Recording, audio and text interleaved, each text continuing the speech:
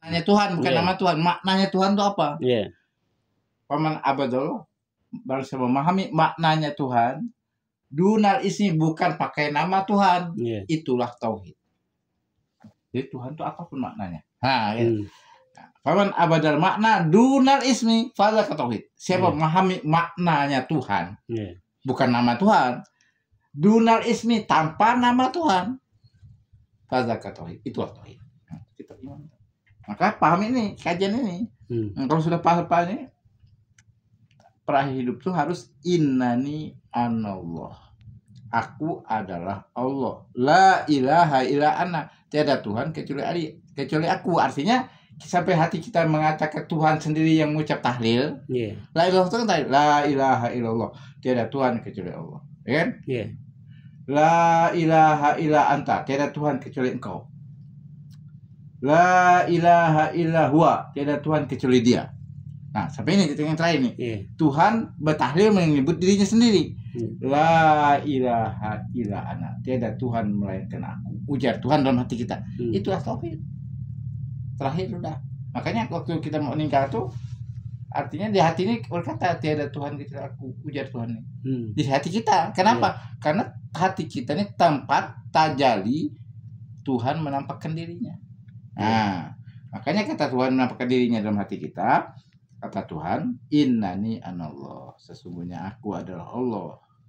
Jaga sukma tidak ada. Kata misalnya katakan hakikat, kalau masih ada jaga sukma, itu tidak boleh ngomong gitu nanti.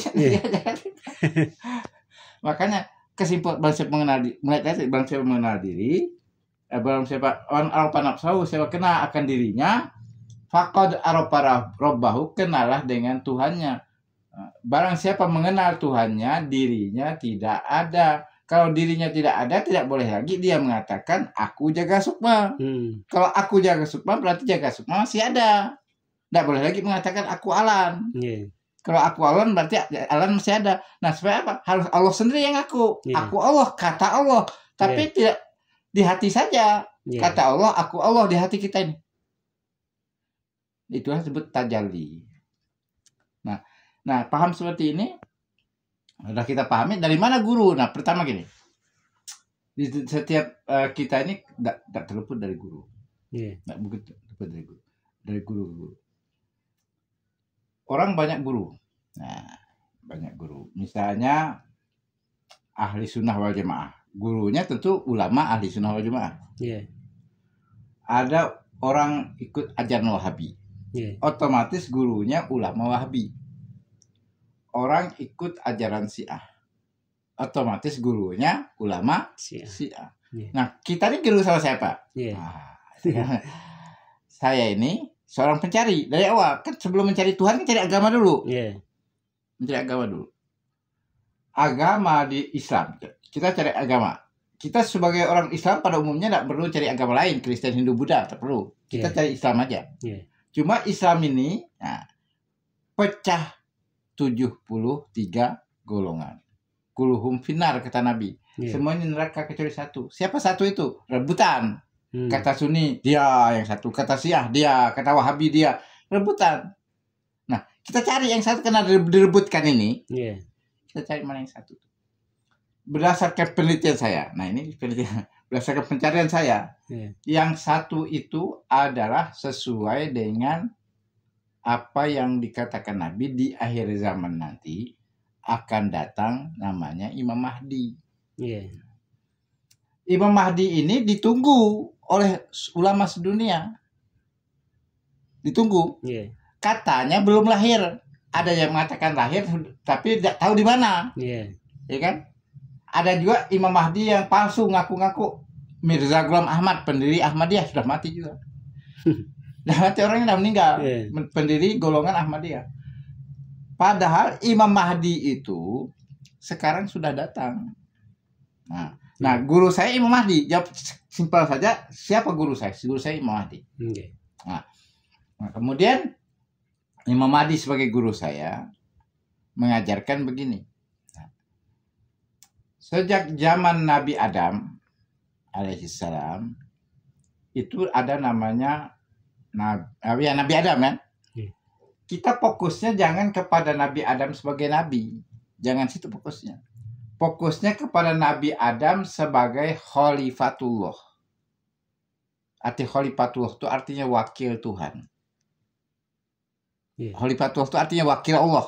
Allah itu punya wakil, namanya Nabi Adam. Nah, Nabi Adam wakil Tuhan ini dia menjadi nabi, kan itu. Orang banyak fokusnya kepada Nabi Adam sebagai nabi, bukan Nabi Adam sebagai wakil Tuhan. Nah, pokok dasar agama itu sederhana, percaya adanya wakil Tuhan. Nah, sekarang ini orang bukan percaya dengan wakil Tuhan pada umumnya, percaya kepada ulama. Nggak ada, tanya aja, kamu ikut siapa? Ikut ulama pulan, kiai pulan, yang macam-macam lah ulama. Nggak 1001 ulama. Kalau saya tidak ikut ulama, ikut wakil Tuhan. Dulu Nabi Adam. Nah, kemudian Nabi Adam ini punya lanjutannya, terus punya nabi-nabi berikutnya. Ada Nabi Nuh, ada Nabi Ibrahim, ada Nabi Musa, ada Nabi Isa, sampai Nabi Muhammad. Kita jangan fokus kepada tugasnya sebagai nabi-nabi dan rasul, jangan. Fokus kepada Nabi Nuh itu wakil Tuhan apa bukan? Itu fokusnya. Kalau kita percaya Nabi Adam sebagai wakil Tuhan, Nabi Nuh sebagai Tuhan, fokusnya kepada Nabi Nuh sebagai wakil Tuhan, bukan Nabi Nuh sebagai nabi, bukan. Jadi yang disebut beragama di zaman Nabi Nuh itu ikut Nabi Nuh sebagai wakil Tuhan. Yang disebut orang beragama di zaman Nabi Daud adalah orang ikut Nabi Daud sebagai wakil Tuhan. Yang disebut orang yang beragama di zaman Nabi Musa, dia mengikuti Nabi Musa sebagai wakil Tuhan. Yang disebut orang beragama di zaman Nabi Isa, ia mengikuti Nabi Isa sebagai wakil Tuhan. Nah, sampai disebut orang beragama di zaman Nabi Muhammad, ada orang mengikut Nabi Muhammad sebagai wakil Tuhan. Bukan Nabi Muhammad sebagai nabi, tapi Nabi Muhammad sebagai wakil Tuhan. Itulah agama. Nah, kemudian setelah Nabi wafat, nah ini masalah. Setelah Nabi wafat, siapa wakil Tuhan? Nabi wafat. Terjadilah konflik golongan Sunni dan Syiah. Aku pelajari itu. Kenapa ada Sunni, ada Syiah Islam ini? Sementara kita Indonesia ini mayoritas Sunni. Ternyata itu konflik masalah wakil Tuhan. Gara-gara Abu Bakar diangkat menjadi khalifah, sebagai khalifah yang pertama, lalu umat Islam ini nggak tahu mana wakil Tuhan.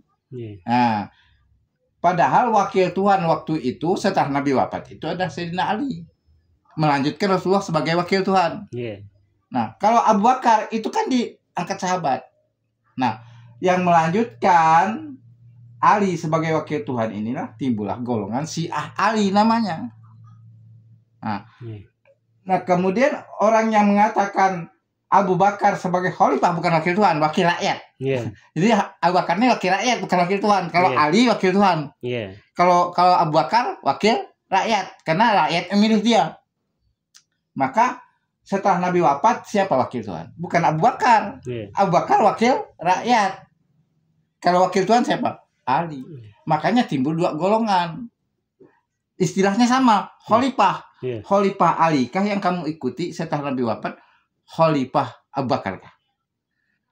Kalau menurut ahli sunnah, khalifah Abu Bakar. Kalau menurut Syiah, khalifah Ali. Kalau menurut saya, ya, kalau khalifah maknanya wakil rakyat, wakil masyarakat, wakil umat, ya Abu Bakar. Kalau khalifah maknanya sebagai wakil Tuhan, ya Ali. Nah, paham seperti ini, paham orang yang sudah ngerti yang namanya khalifah. Jadi saya bukan mengikut Syiah. Tapi secara prinsip, kalau ditanya setelah Nabi wafat, siapa yang menjadi khalifah? Pertanyaannya, khalifah wakil siapa? Nah, kalau khalifah wakil rakyat, wakil umat, ya Abu Bakar. Kalau khalifah wakil Allah Ta'ala, wakil Tuhan, Ali. Makanya kalau kita mau mengecek kebenaran, mulailah kalau mau ikut wakil Tuhan, ikut Ali, bukan ikut Abu Bakar. Kalau ikut Abu Bakar, wakil rakyat, wakil umat Islam. Umat Islam berwakil kepada Abu Bakar untuk mengurus masyarakat. Tapi Allah Ta'ala menjadikan Ali sebagai wakil Tuhan, artinya kalau kita ingin sampai kepada Tuhan harus ikut wakilnya, yaitu Ali bin Abi Thalib. Makanya Ali bin Abi Thalib nanti sampai hari ini. Nah sekarang itu bicara masa lalu, sekarang masa sekarang. Kita bicara Sunni Syiah, tapi bicara tentang hari ini. Siapa wakil Tuhan hari ini? Nah wakil Tuhan hari ini ada, yaitu Imamul Mahdi. Saya jelaskan, kalau saya ini abal-abal, saya jelaskan tentang silsilahnya Imam Mahdi. Imam Mahdi itu menurut orang ahli sunnah wal jamaah tadi namanya Muhammad bin Abdullah. Tapi hadis itu tafsir hadis sebenarnya, bukan hadisnya. Hadisnya itu namanya, kata Nabi, yuwati'u namaku. Nama bapaknya yuwati'u nama bapakku. Tahu enggak arti yuwati'u? Namanya yuwati'u namaku. Namaku itu Muhammad. Dan nama yuwati'u bapakku itu Abdullah. Yuwati'u itu artinya menyamai, bukan sama dengan. Kalau sama dengan itu yusawi'u. Nah yusawi'u itu sama dengan. Kalau yuwati'u artinya menyamai. Menyamai Muhammad siapa? Menyamai Muhammad itu adalah Ahmad. Menyamai Abdullah siapa? Nabi bersabda, Ana ibnu Adibihain Abdullah wa Ismail. Aku putra dua sembelihan, Abdullah dan Ismail. Abdullah adalah nama daripada Abdullah itu adalah nama daripada bapak Nabi. Secara bapak kandung, bapak yang menurunkan Nabi Muhammad. Nah, kemudian ada bapak keturunan, yaitu Nabi Ismail. Maka Nabi mengatakan, Ana ibnu Adibihain Abdullah wa Ismail. Aku putra dua sembelihan, Abdullah dan Ismail. Nabi Ismail ingin sembelih bapaknya Nabi Ibrahim, lalu diganti dengan kibas.